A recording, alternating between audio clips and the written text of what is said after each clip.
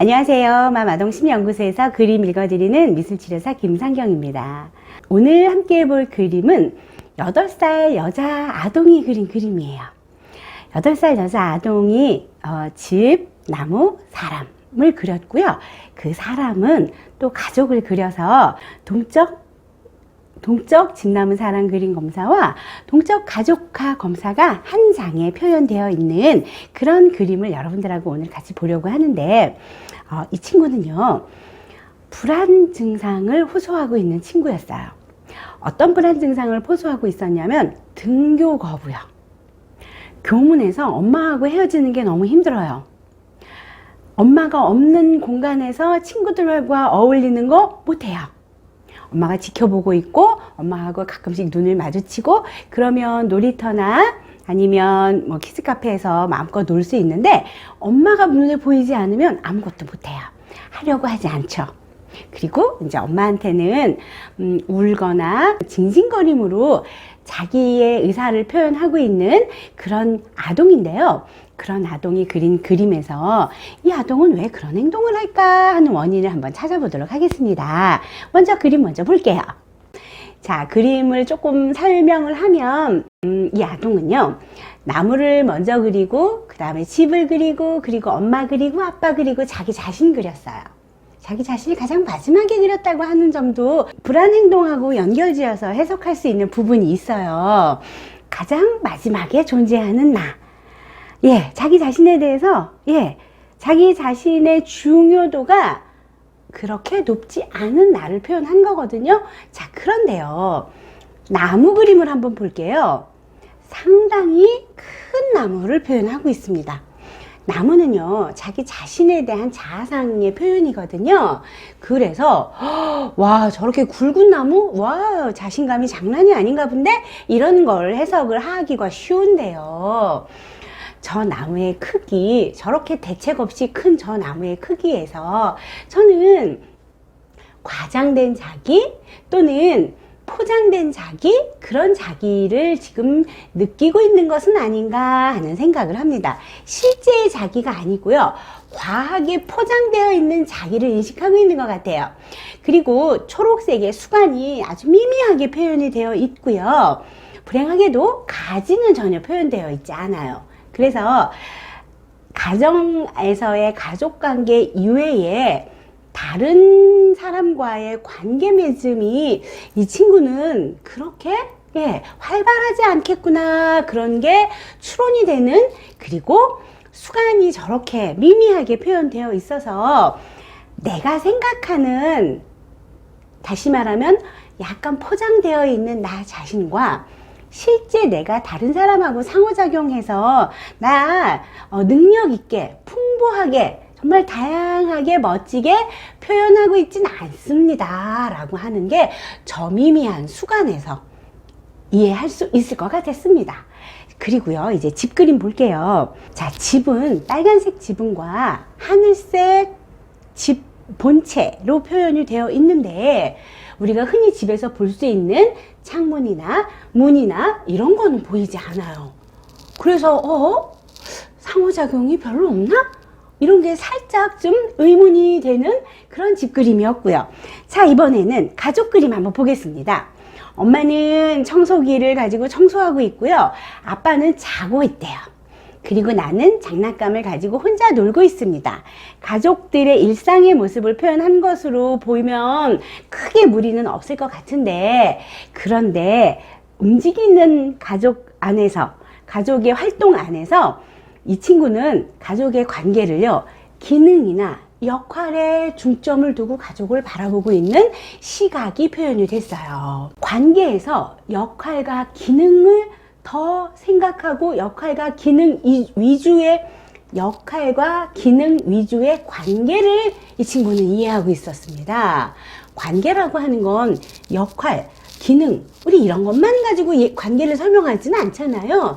그런데 이 친구는 가족 안에서도 기능, 역할, 이런 내용으로 가족 관계를 이해하고 있었습니다.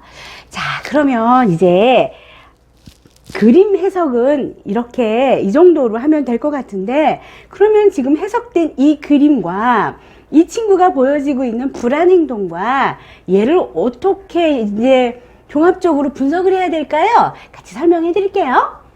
자, 저는 이 그림에서요, 기능과 역할과 이런 내용으로 관계를 이해하고 있는 아동의 관계에 대한 인식에 조금 주목을 했어요. 어떤 부분이냐면, 이 아동은 외동이거든요. 그래서 아가 때부터, 영아기 때부터 이 아동이 하는 모든 행동에 부모님들은 어떤 반응을 했을까요? 네, 처음 하는 행동이었고, 신기한 행동이었고, 그래서 이 아동이 어떤 행동을 해도 잘한다, 잘한다. 조금 더 나아가면 네가 최고다. 뭐 이런 반응을 보인 거죠. 그래서 이 아동은요, 뭔가 잘한다, 잘한다로 나를 인식하고 있었어요. 나는 잘하는 아이인 거예요. 구체적으로 무엇을이 아니라 그냥 나는 잘한다, 잘한다라고 하는 반응을 받아야 하는 게 너무 당연한 존재였던 거죠.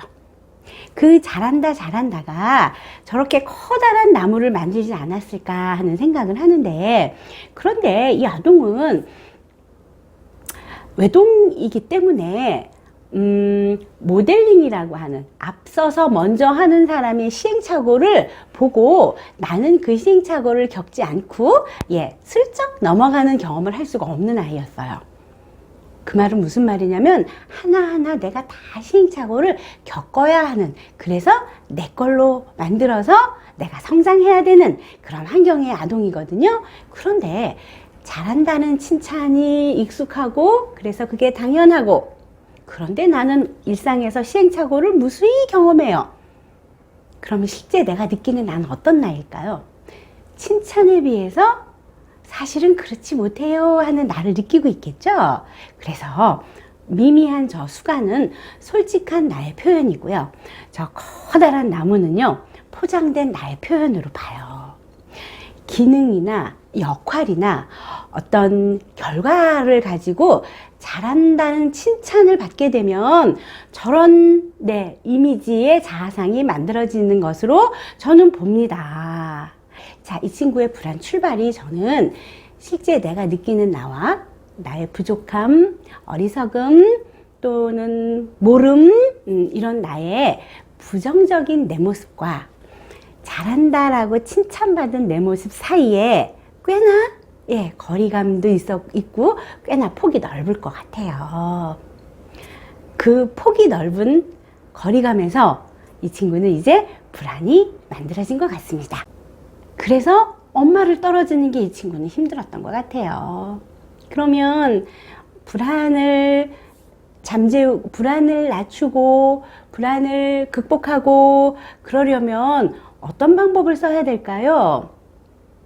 저는 포장된 나와 실제 나의 사이에서 이 차이를 조금 줄여놓으면 그 안에서 불안이 머물 곳이 없기 때문에 불안도 좀 내려가지 않을까 하는 그런 살짝 이론적인 생각을 해봤어요. 그러면 포장된 나와 실제 경험하는 나의 차이는 어떻게 줄여요? 실수하고 잘못됐던 부분도 충분히 공감받고 인정받으면, 실수를 했거나 부족하거나 잘 못했거나 이런 부분도 표현되고, 그 표현된 부분에 대해서 공감도 받고 지지도 받고 도움도 받고, 그러면 굳이 나를 포장된 내 안에 쏙 숨어서 그 만족을 누리려고 노력할 필요는 없겠죠. 그래서 오늘은 외동이를 양육하시는 가정의 부모님들께 아이가 하는 행동에서 결과를 가지고 무조건 잘한다만 하면 나중에 객관적인 시선에 놓여져 있을 때는 너무너무 불안해 한다는 거 오늘은 꼭 좀 말씀드리고 싶었습니다. 내일은 또 다른 그림으로 만날게요. 안녕히 계세요.